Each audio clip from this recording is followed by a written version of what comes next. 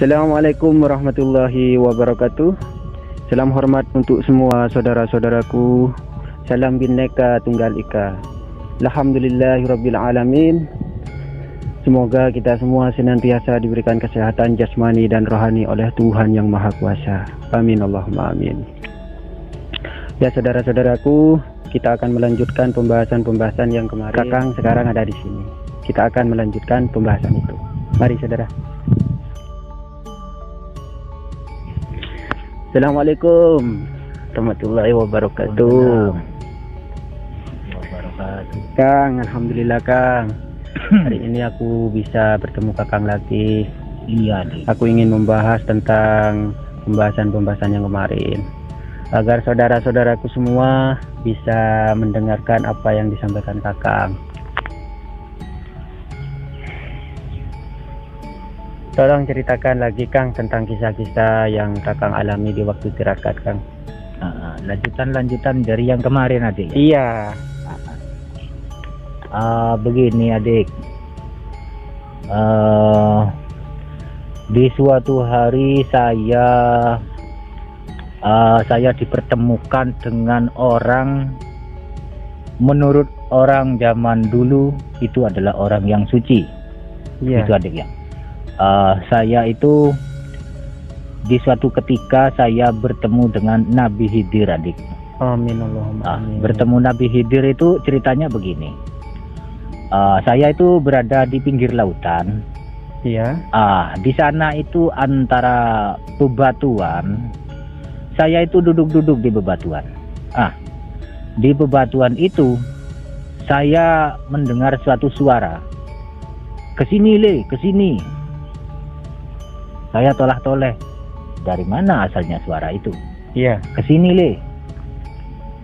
Akhirnya orang itu muncul. Oh, itu orangnya. Saya ke sana, ke orangnya. Menghampiri Ya, orangnya. menghampiri orang itu. Ada apa sebenarnya? Setelah saya sampai ke orang itu, sampean mau kemana? Saya dalam perjalanan Pak. Perjalanan kemana? Saya itu mau mencari sesuatu yang yang tidak mudah dimiliki oleh orang lah begitu. Iya. Apa itu nak? Ilmu Allah begitu. Dia terkejut mendengar ketika saya mengucapkan kalimat itu. Saya mencari ilmu Allah begitu. Dia terkejut. Karena dia terkejut, dia menunjukkan sebuah jalan kepada saya. Naikilah perahu itu, begitu. Mau kemana kita?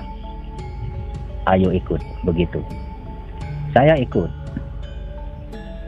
Setelah ikut, nyampenya di tengah-tengah lautan, saya tuh berkata, kalau perahu sekecil ini dan ombaknya sebesar ini, lama-lama ini tenggelam, kata saya. Iya Kak. Saya ini mau dibunuh atau tidak ini sama orang ini, sama mbah ini. Iya. Saya disuruh diam begitu di situ deh. Diam saja. Nanti kalau udah nyampe tujuan, kalau saya sudah menunjukkan sesuatu, sampean boleh bertanya begitu. Jadi saya orang diam. tua itu bilang begitu. Iya, orang tua itu bilang begitu. Maaf Kang, sambil rokokan Kang. Iya. Pada akhirnya ada sebuah ikan yang sangat besar di situ. Iya. Melintas. Bah, ada ikan, bah. Apa kita gak dimakan sama ikan itu? Tenang saja. Jangan bilang-bilang. Diam saja begitu. Namanya perahu kecil ya, loncat-loncat begini deh di tengah lautan. Di tengah lautan itu. Kok tapi menurut saya ya tenggelam, tapi kok anehnya perahu ini kok nggak bisa tenggelam. Menurut saya begitu. Aneh, perahu itu aneh.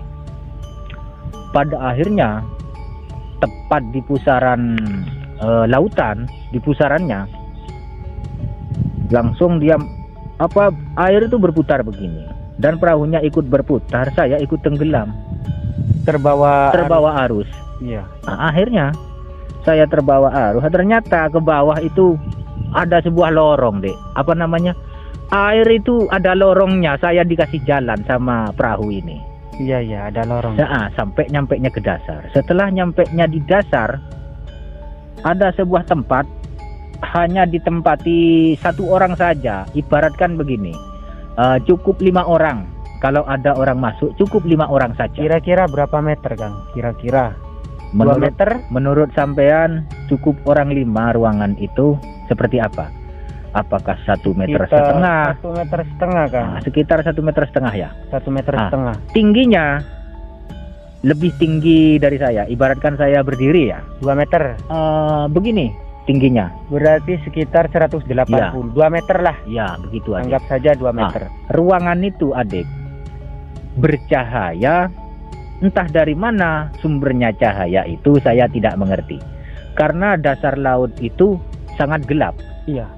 Sangat gelap, dan ruangan itu bercahaya. Dari mana sumbernya saya juga tidak tahu. Dan dia menulis di hadapan saya, dia menunjukkan sesuatu. Dia melingkari tanah dengan telunjuknya begini. Lalu dia menyilang segi 4 begini, adik. Nah, segi 4 ya. Iya. Terus di sini itu ditulis 1 2 3 4. Satu kotak ya. Iya. Di kotak yang bawah 5 6 7 8. Iya. Nah, di luarnya lingkaran ini, Dek, ditulis lagi itu 9 10. Nah, itu. Terus di sebelahnya sini ya. Iya. Ini sisi kiri. Iya, sisi kiri. Ini bergambar beringin. Di kotak sisi kanannya bergambar beringin, pohon beringin. Iya. Ini kotak yang atas kanan. Yang kotak bawah yang kanan ini bertulisan huruf angka 15, terus garis miring 03. Itu ada arti atau bagaimana, Kang? Artinya itu tadi beliau menunjukkan kepada saya, itu menunjukkan masalah kehidupan di dunia, adik. Iya, Kang. Bagaimana itu, Kang? Satu contoh ya, yang angka yang tadi, iya, itu berhubungan dengan ceritanya Nabi Muhammad. Iya. Bagaimana itu, Kang? Ya, itu masalah 1 2 3 4 itu kan makrifah, adik ya. Oh iya. Ya, itu. 1 2 3 4 itu urusan syariat, thariqah, hakikat dan makrifah. Yang kelima 6 7 8 itu masalah pengorbanan yang dimiliki oleh Nabi Ibrahim dan Nabi siapa? Ismail. Oh, Nabi Ismail, anaknya.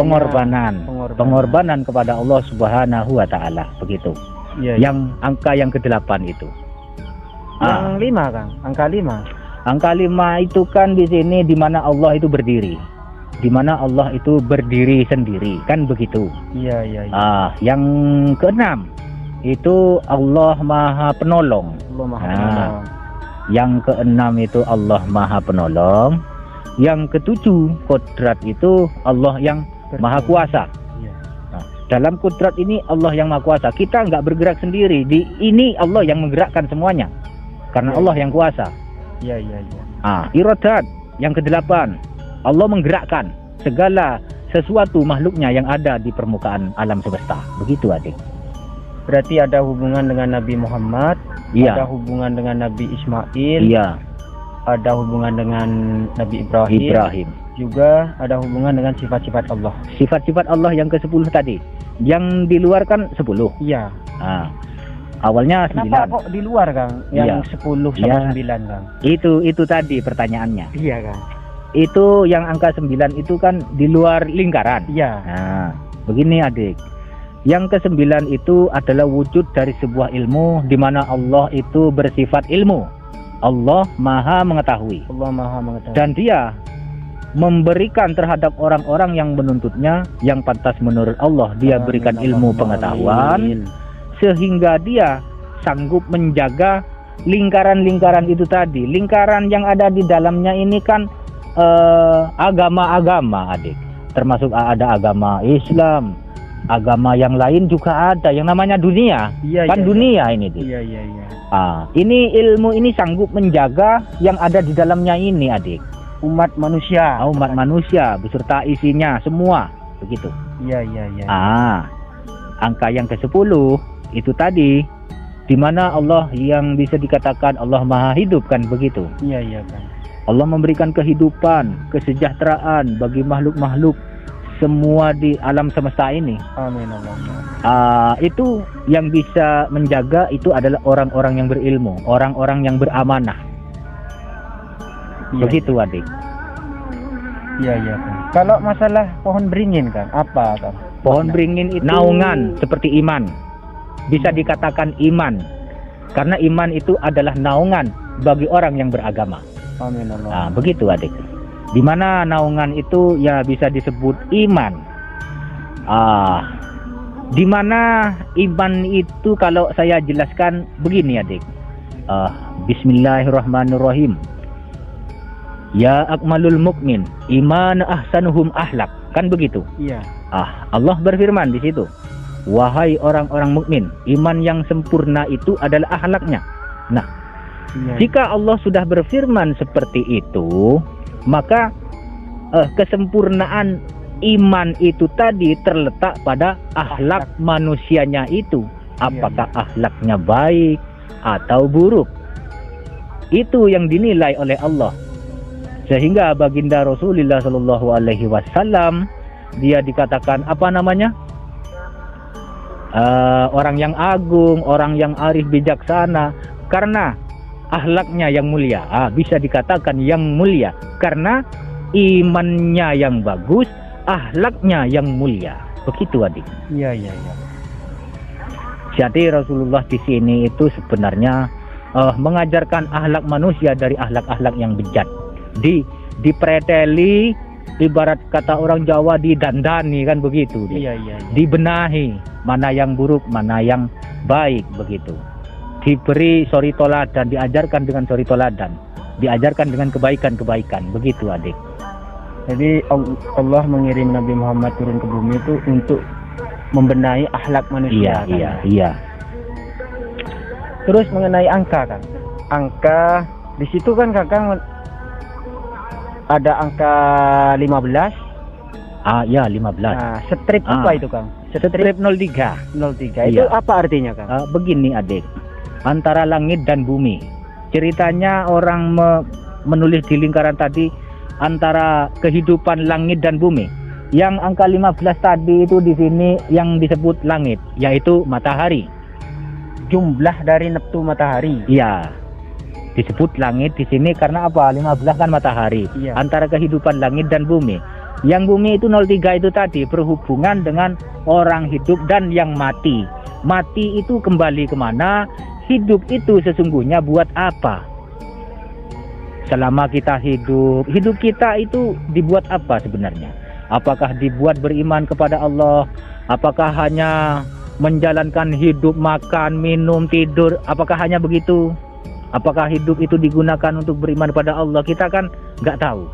Begitu. Iya, aja. iya, Kang, iya. Terus, kalau kita angka yang 03 tadi, kalau kita udah mati nanti, kembali kepada sisi Allah Subhanahu Wa Taala, kita akan kembali kemana? Kita punya jalan apa tidak nantinya itu? Iya, iya. Begitu, Adik. Jadi makna-makna yang ditulis oleh Nabi Khidir itu, Kang, ya. Yang angka dari 1, 2, 3, 4 yang dimaksud syariat, thariqah, hakikat dan makrifah itu tadi, Adik, sebenarnya begini, Adik, ya. Yang angka 1 syariat. Iya. Arti dari syariat itu belajar. Makna yang sebenarnya belajar. Pengetahuan Kakang, Ya. ya. Pengetahuan Kakang. Mari kita belajar bersama-sama apabila kita tidak mengetahuinya. Nah, begitu, Adik. Dari sebuah pelajaran itu kita mengorek suatu pelajaran lalu kita mengetahuinya. Iya. Mengetahuinya, memahaminya, lalu kita mengerjakannya. Itu yang disebut thariqah. Iya, iya. Bila sudah belajar dan sudah memahami dan sudah memahami, Sudah mengerti. sudah mengerti, itu tinggal menjalankan apa yang dia mengerti.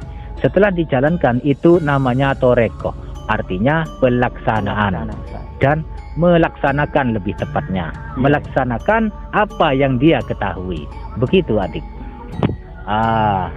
Dari torekoh itu kita sudah melaksanakan sebuah pengetahuan, walaupun itu sedikit.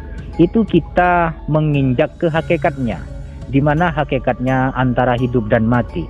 Orang hidup itu hakikatnya hanya kepada Allah Subhanahu wa Ta'ala, tidak ada yang lain, kan begitu. Iya. Kalau manusia gak memakai hakikat, itu artinya kita gak punya ikatan sama Allah.